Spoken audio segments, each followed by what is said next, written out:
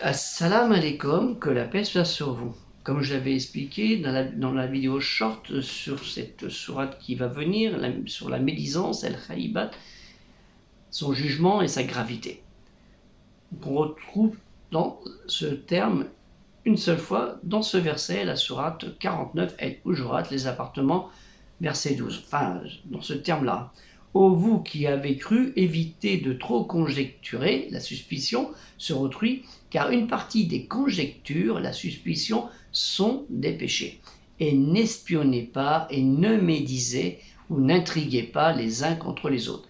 L'un de vous aimerait-il manger la chair de son frère mort? Non, vous l'auriez en horreur. Et craignez, soyez pieux envers Dieu, car en vérité Dieu est grand, accueillant au repentir, très miséricordieux, ce que nous ne serons jamais. Ya ayyuhalladhin amanu astanibu kattirahan minna al-zanni inna ba'dan al-zanni itmun wala tajassahu wala yaktabaddukum badan ya'u ibu ahaddukum an yakula lahma akhi ma'itan fakaritumuhu wa attaku Allah inna Allah tawwabun rahimun. Donc comme j'ai dit dans le short, je mettrai un lien sur le sujet, sur la médisance, le lien du site de la mosquée de Thouars ou le culturel musulman universel que je gère.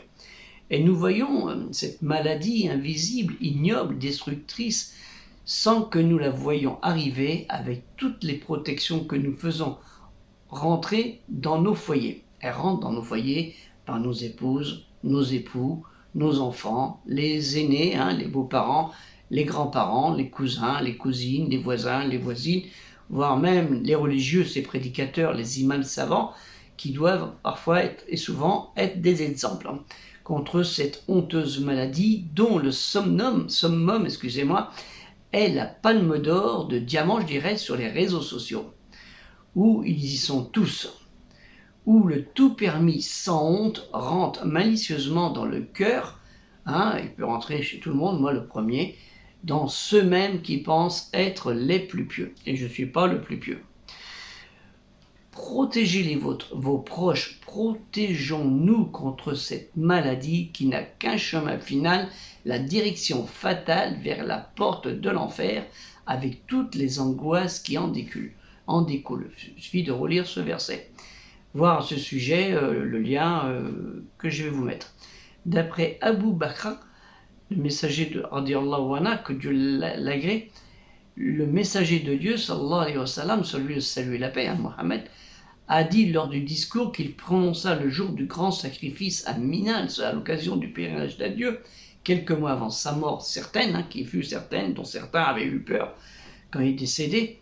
Il dit « Certes, votre sang, vos biens et votre honneur vous sont interdits, c'est-à-dire sacrés, au même titre qu'est sacré ce jour dans votre pays ici, c'est l'Arabie, en cette contrée de la région de Makka, en ce mois-ci, du mois de Hajj, vous rencontrerez votre Seigneur et il vous interrogera sur vos œuvres.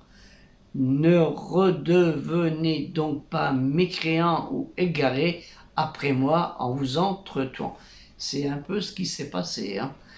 Que le présent transmette à l'absent, car les absents, ils n'étaient pas encore là, donc c'est nous, mais les absents. Et les autres qui étaient un peu avant nous, mais bien avant nous, et avant les présents. Car il se peut que certains à qui on le transmet comprennent mieux que certains qui l'ont entendu. Vous vous rendez compte? Il suffit des siècles plus tard que les gens ont bien compris ce que la communauté des croyants à l'époque du prophète Mohammed, ils n'avaient pas bien compris. La preuve, première fitna, deuxième fitna, et les massacres en veux-tu, en voilà. Et ça, nous le retrouvons dans le Sahih el-Bukhari et dans Muslim 1679. Donc, c'est ce que j'ai essayé de retrouver, j'ai retrouvé là, on le retrouve, j'ai fait ma petite fiche, on le retrouve ici, el-Bukhari, et dans Muslim, si je me souviens bien, il est où? Il n'est pas là, il n'est pas ici, il n'est pas parti là, il est là. On le retrouve, ça c'est dans le début, hein, c'est dans les premiers tomes, le deuxième tome si je me souviens bien.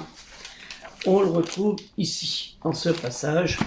C'est le volume 6, excusez-moi, j'étais un peu loin, c'est l'autre qui est le deuxième tome. Voilà. Donc ça, on trouve. Il faut toujours vérifier les sources, hein, toujours. Hein, que on marque quelqu'un, il fait une petite recherche, mais je préfère rechercher. Et le propos, hein, le hadith de Abu Daoud, rapporté d'après Saïd ibn Zaïd, l'un des 10 compagnons à qui on lui a promis le paradis, hein, le Jannah, que nous n'aurons jamais, enfin cette place-là, radiyallahu anhu, que Dieu l'agrée. Mohammed, le dernier prophète messager avertisseur de Dieu, sallallahu alayhi wa sallam, sur lui salut la paix, a dit: parmi ceux qui, comparables aux formes les plus graves du gain usuraire ou l'intérêt, il y a que la personne exagère à porter atteinte à l'honneur du musulman, hein, de l'obéissant dans l'obédience, sans droit, c'est-à-dire sans raison de la vérité. Inna min araba riba stitalata rajuli fi irdi al-muslimi bi khairi al-haq, la vérité. Hein, c'est reconnu authentique par Abu Daoud 48-76. Notez bien.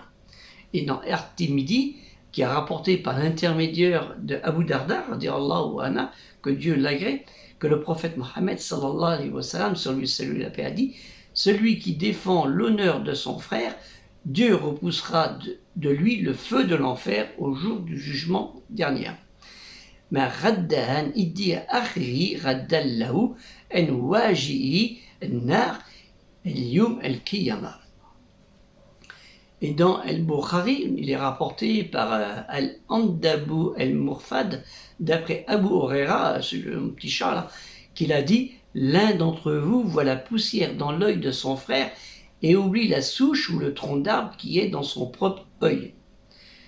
Yubsiru ahaddukumu al-kaddata fi aini, à l'œil, Ahri, de son frère, wa yansa al-jadla awi al-jadda fi aini nafsi.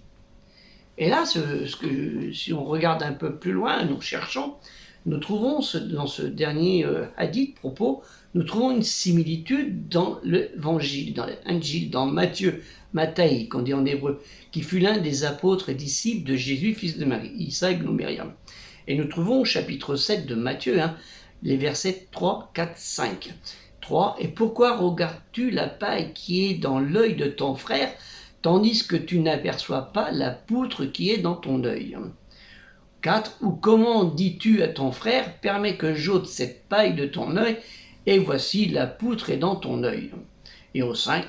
Hypocrite, ôte premièrement la poutre, ôte premièrement de ton œil la poutre, et alors tu verras ôter le brin de paille de l'œil de ton frère. Et nous retrouvons dans les évangiles, hein, Injil, lettre de Paul, qui était, on dit, l'apôtre Paul, mais en fait, qui n'était pas disciple de Jésus, parce qu'il n'a jamais connu Jésus, et qui dit à Tite, qui était son compagnon de Paul, qui c'est même lui qui l'a converti au christianisme, au chapitre 3, verset 2, Paul, hein, en fait son nom c'était Saoul, hein, en hébreu. Hein, comme je dis, il n'a jamais connu Jésus, fils de Marie.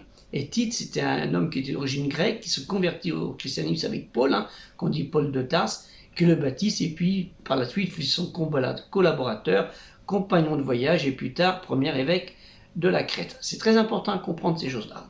Et il dit dans cet évangile, hein, dans l'évangile de Paul à Tite, chapitre 3, verset 2, de ne médire de personne et de n'être point querelleur, d'être pacifique, modéré, montrant une entière douceur envers tous les hommes. C'est ça le comportement des musulmans. Et c'est ça, ils étaient des musulmans quand ils se comportaient comme ça. Louange à Dieu et prière et paix sur Mohammed, le messager de Dieu, ô vous qui croyez, craignez Dieu. Alhamdulillah wa salatu wa salam, salamu alla Muhammad, Rasuli Allah, ya ayyuhalladhin amanu taku Allah. Puisse Dieu le Très-Haut exalté soit-il nous pardonner, et surtout moi, de mes erreurs et de mes omissions. Que la paix soit sur vous, assalamu alaikum, et aidée culturelle musulmane universelle.